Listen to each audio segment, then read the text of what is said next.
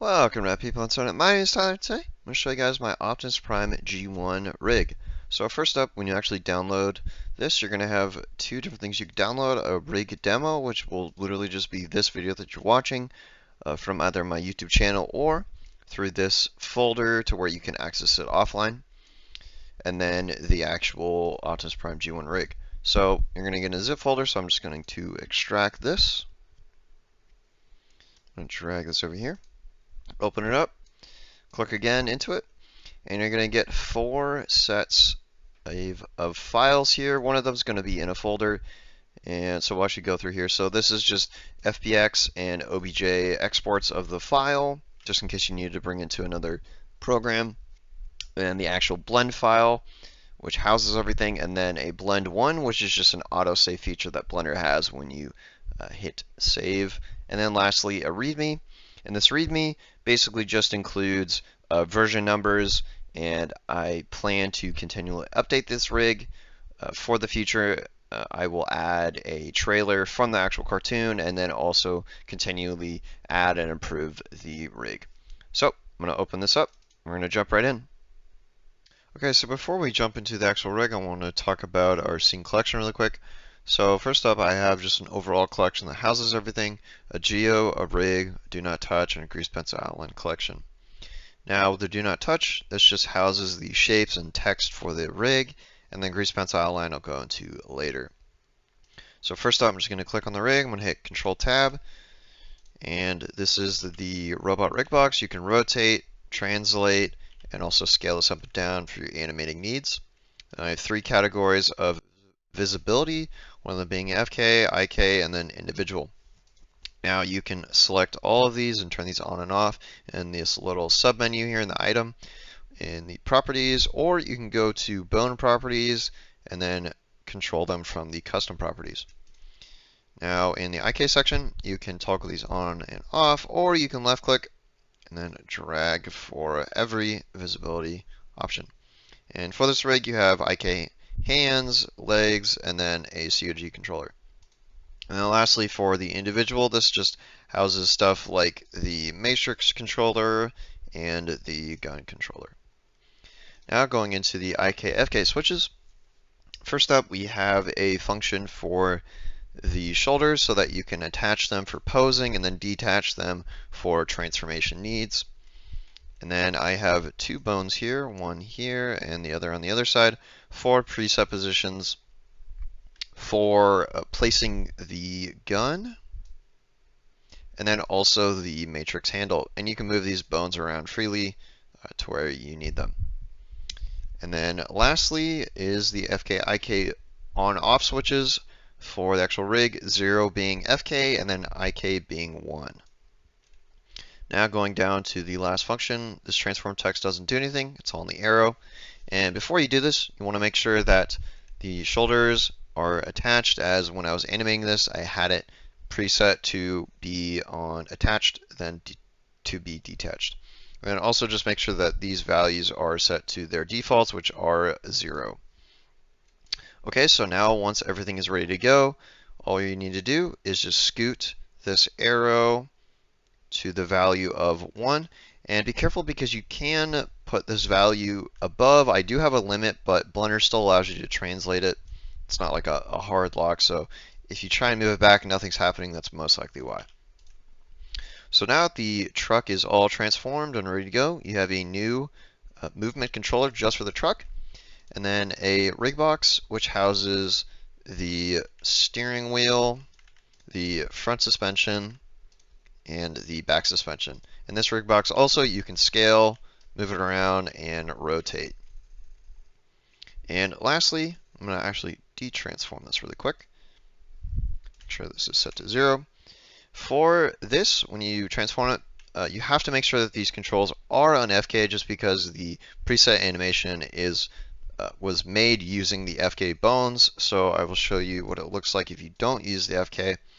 And as you can see, things are just not moving and animating. So just be careful of that.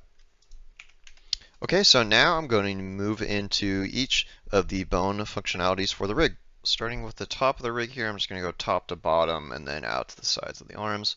We have the head joint, And then there's a little bit of eye movement here, and then also a little bit of scale. Just be careful when you scale the opposite way, it does unfortunately break. And then we have the head base, which is primarily used for the transformation. And then the head cover, which you can scoot and then scale up to cover that.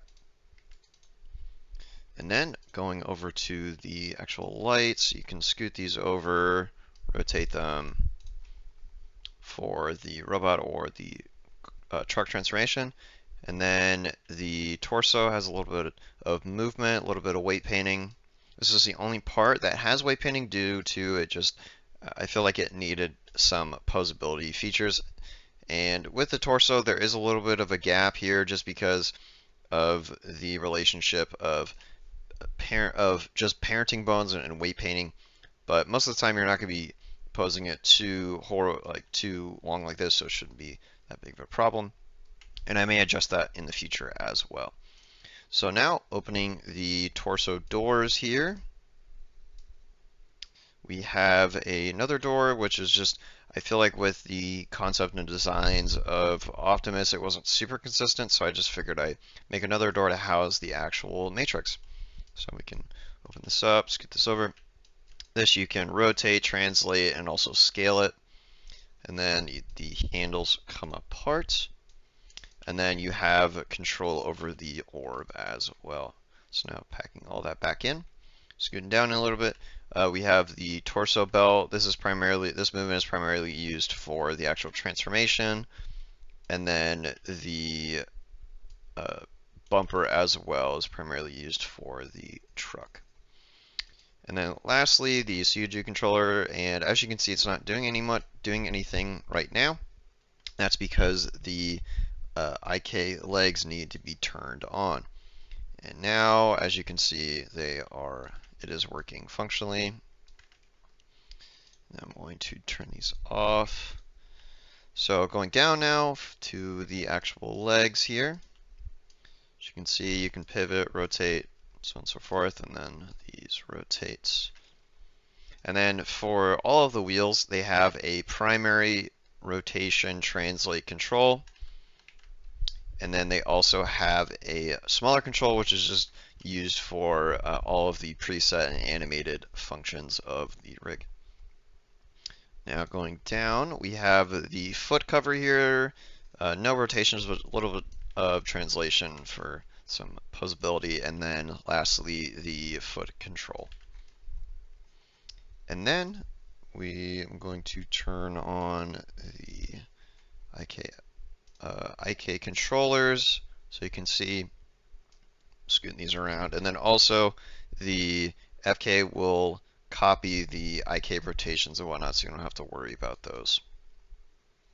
Okay, so turning those off now. Going to the arms, so up here is the shoulder, pivoting, this is the part where you can disconnect and reconnect. And then we have the upper arm, the smokestack, which you can rotate all around. And then going down, we have the lower arm, which with this, I have it unlocked so you can rotate this all the way.